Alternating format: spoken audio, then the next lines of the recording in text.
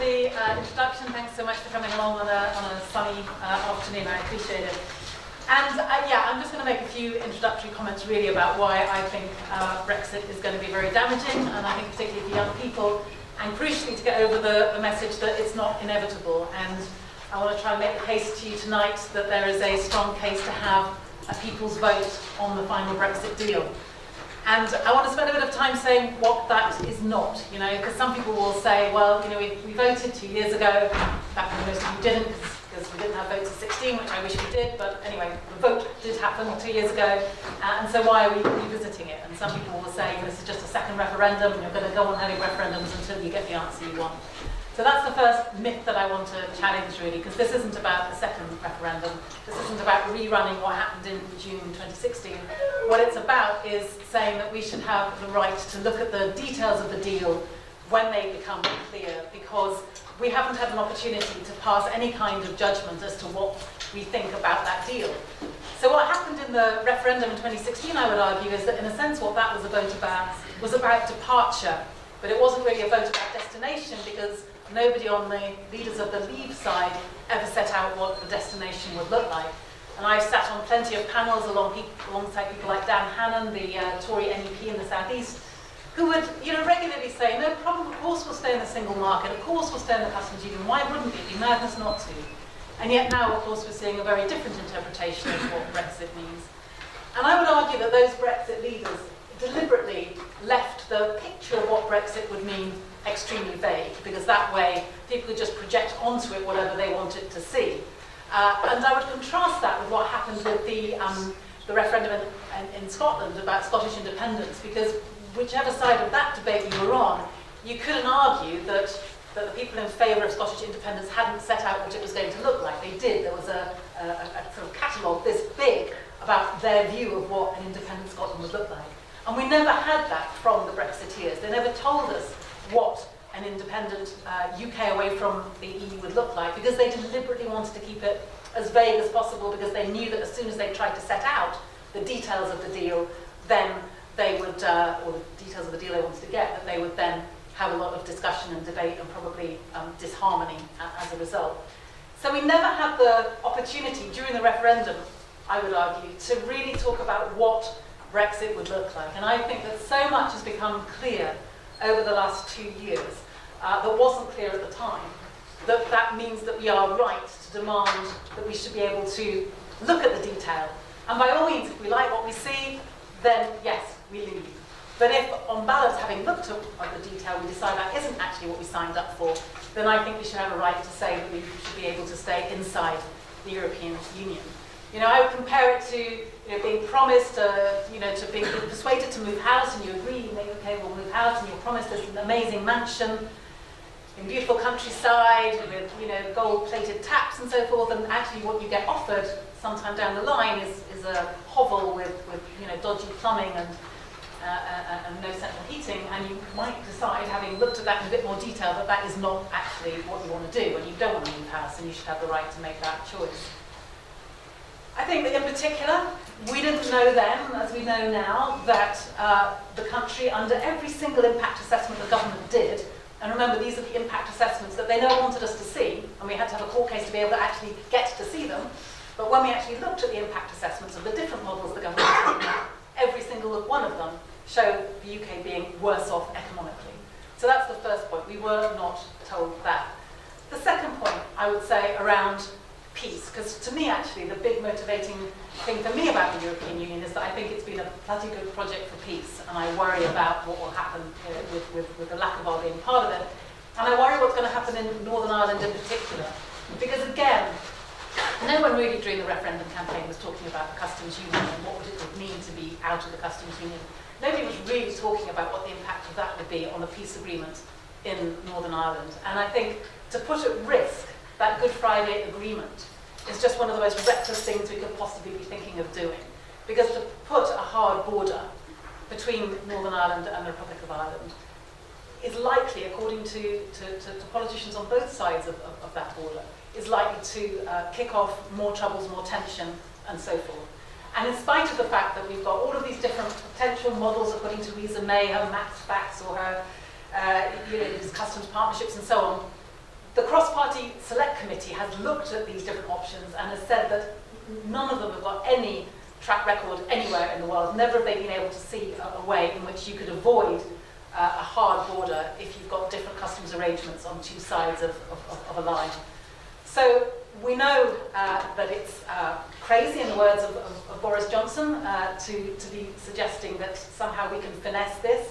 And we know that there are real grave dangers if we don't.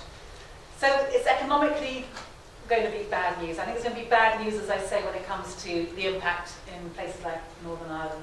I think it's going to be bad news when it comes to social and environmental impacts too. And today is actually quite a timely moment to be talking about the environmental impacts of Brexit, because just today Michael Gove has launched a consultation on a new body that he's assuring us is going to be able to ensure that environmental protections will be as strong post-Brexit as they were before Brexit.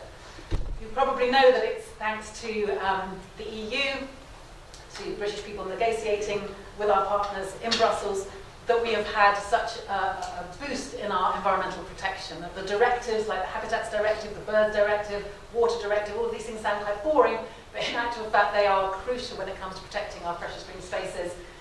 Prior to having that legislation, we were known as the dirty man of Europe, and with good reason. And as a result of that, of having that legislation, we are now have a minimum standard which you're welcome to go above, but you can't go beneath when it comes to having those protections. And to risk losing them is quite scary. Now, if you put that to the government, they will say, don't worry, we're going to cut and paste the existing EU environmental legislation and put it onto the UK statute book, so that's going to be safe, don't worry.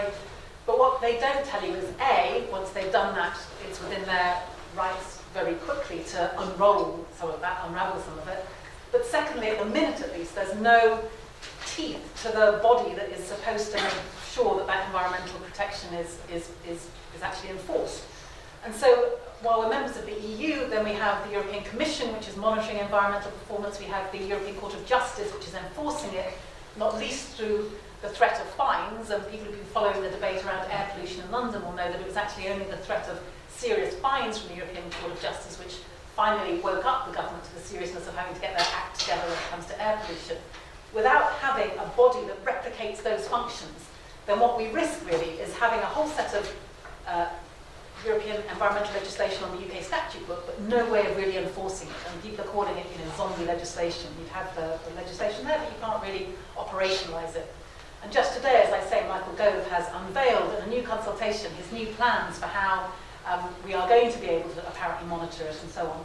But all of the Green groups, who until now, I have to say, have been pretty generous in giving Michael Gove the benefit of the doubt in his new transmogrification into an eco-hero, they've kind of gone with it.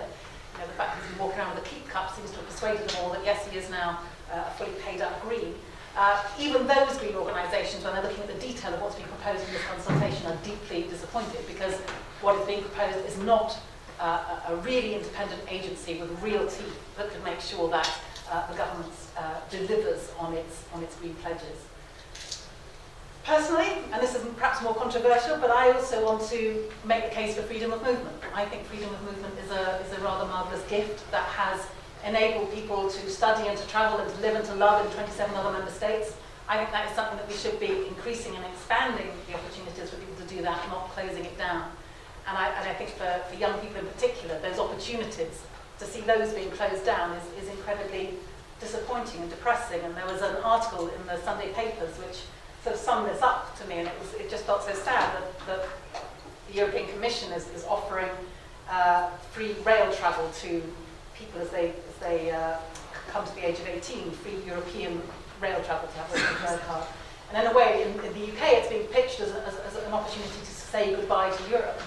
Well, this is not, I don't want us to be saying goodbye to Europe. I think it's a very nice idea to say to people across the EU that a number of people coming aged 18 can have access to potentially having this European rail card, so that you can have more of an understanding of different cultures and understand more of our European heritage. But it just felt really sad to me that in the UK that's being pitched as a kind of a goodbye to Europe. Because we know that young people overwhelmingly voted in favour of Remain. By around 70% of young people between 18 and 24 voted for Remain. It is your future that is going to be most affected by Brexit. and yet you didn't have a say. As I said, I would like to have seen votes at 16, and we tried to get that. I supported amendments in Westminster to try to achieve votes at 16. The irony being, of course, that if David Cameron had accepted that at the time, and if you had had people voting age at 16, then all of the evidence suggests that we wouldn't have had Brexit at all, and David Cameron would still be Prime Minister, and history would have been very different. But you've not had the opportunity to have a say on your future, and yet it's your future that is being most affected by Brexit. So people will say, well, this is undemocratic, and that seems to me to be an extraordinary argument. Already the Prime Minister has acknowledged that it should be MPs that get the right to what's being called a meaningful vote. Well, if it's MPs, 650 MPs who have the right to a meaningful vote, then why wouldn't you actually take it back to the country and say, hang on a minute, it was the British public that set out this whole process, it should be the British public that have the final say on it. The idea that because a decision, a particular view was expressed at a point in time, that then needs to bind us forever afterwards, seems to me to be ludicrous. I mean, it would be the same as saying that because you voted Conservative in the past, or Labour in the past, then you have to go on voting that way forever, irrespective of the facts of what you actually find when you voted for one of those parties and they get in. If you don't like what they do, you've got the opportunity to vote differently next time around. The will of the people, I think, is being used as this extraordinary sort of stick to beat us with. The will of the people is not a static thing. It changes in the light of information. And as people have said, in a democracy, the right to change your mind is one of the most fundamental rights. Let's not forget that the will of the people was actually, when you drill down, the will of 37% of the electorate. If you actually look at the numbers of people who voted, and I'm counting into that figure people who didn't bother to express a view either way, the numbers of people who voted for Brexit who were entitled to vote was 37%. So this way in which Theresa May has transformed what was a very narrow majority in favour of Brexit, if 650,000 people had voted in a different way, it would have been a different result. The way she's interpreted that as this overwhelming support for the most extreme Brexit you could imagine, where we're out of the single market, out of the customs union, is absolutely unwarranted by the facts, because we were not asked about the single market when it came to putting our cross on the ballot paper for the referendum. We were not asked about the customs union. She cannot presume to know the reasons that people were voting to leave. And so to be able to interpret that vote as being the strongest mandate for having the most extreme Brexit, I think is incredibly wrong and misleading. But having said all of that, I just want to say something around what I think we need to do as well, because many people who voted leave in 2016 did so for very good reason, in a way, that there were very legitimate reasons for people to think that maybe that their lives couldn't get much worse, so let's shake things up and let's try and get change by voting for Brexit. I mean, I think Russell Brand, in his usual inimitable way, put it very well when he said basically what Brexit was a big red flashing light saying fuck off establishment, and people pressed it. Because why wouldn't you press that? Because you're fed up, people are fed up with successive governments, particularly in areas where, because of our electoral system, I would argue, you have safe seats, so you have MPs that aren't particularly responsive to you, where you get the sense that you've not been listened to for years and years. Then when you get the chance to give the establishment a bloody nose, then it's not rocket science to understand why people might do that. So I think for those of us who are arguing for the right to look at the final deal, I think what we're saying is not simply that we put the clock back to the 21st or the 22nd of June 2016, we just pretend that the last 2 years have been some kind of nightmare that we're going to forget. I think we absolutely do need to be addressing some of the reasons that people voted Brexit. And I think some of that is to do with, for example, not feeling that their kids have got much of a future, that they are struggling to get access to public services, they feel that their economy has been hollowed out and so forth. I think where we differ from those people is by thinking that Brexit is actually going to be a way of making any of those things better. I don't think it is. I do think Brexit was about governance, but it was much more about governance in the UK than it was about governance when it comes to Europe. So I think we do need to be looking at addressing some of the very real grievances that gave rise to such anger, which then manifested itself in Brexit, and which I would argue is going to leave people even more angry in a couple of years' time when they realise that actually Brexit has made things worse, not better. But I think we also need to be addressing some of the criticisms of Brussels. I mean, Brussels is not perfect by any means. I've been a member of the European Parliament for 10 years. I've been one of its staunchest critics in the way, and you can certainly say that the European institutions are not sufficiently democratic or accountable or transparent. But you can say that about the UK governance institutions. They are not democratic enough or transparent enough or accountable enough. I'm not suggesting we're somehow going to turn our backs on the British government and anything to do with British governance because we think it's undemocratic. We engage with it and we try and make it better. And I think that same thing has to happen in Europe. And I think I take comfort from the fact that there are more and more organisations and movements across the EU that are looking right now at how they do make the EU more responsive and accountable and democratic, because they recognise that the gulf between the institutions and ordinary people has become far too wide. I want us to be part of that process in trying to make the European institutions better, just as I want us to be part of the process of making institutions in the UK better. But the only way we do that is by, I would argue, remaining in the EU. Now, our future, our choice, is about the right to have that say on the final deal. And so I hope that when we open up to discussion, we can talk about two things, really. First is, why would anybody be against the democratic right to look at the detail of the deal? I mean, for heaven's sake, when you're taking out insurance, or if you're buying some white goods, you get the opportunity to change your mind when you've looked at the small print, or you have a cooling off period and so on. So I find it really odd to think that some people would somehow be against just the principle, the democratic principle of being able to say, let's look at the detail. But then after that, then surely I can completely understand that there will be still different views on when people have seen the detail of the deal, whether or not they think on balance it's going to be better for Britain or worse for Britain, and that's a separate question in a way. But our future, our choice is absolutely saying that young people in particular have a particular interest in knowing what's going to be in that deal, because you're going to be living with the consequences of it longest. And so I hope very much that there is a movement we can get out there and support, because I think what we're learning as we go around places talking to people up and down the country is that as soon as people understand that Brexit is not inevitable, that kind of changes how people feel about it. Now, I appreciate that a lot of people just want it to go away. It feels like it's whatever, it's the only thing that ever gets talked about. In many ways, I wish it would go away as well, not least because it's taking up so much capacity of government that all sorts of other things that I want to see, like a new Environment Act, for example, to really to move our environmental protection forward. I've got no chance of really arguing for that right now, because every single department is got all of its staff working on Brexit and nothing but Brexit. So there are massive opportunity costs as a result of Brexit too.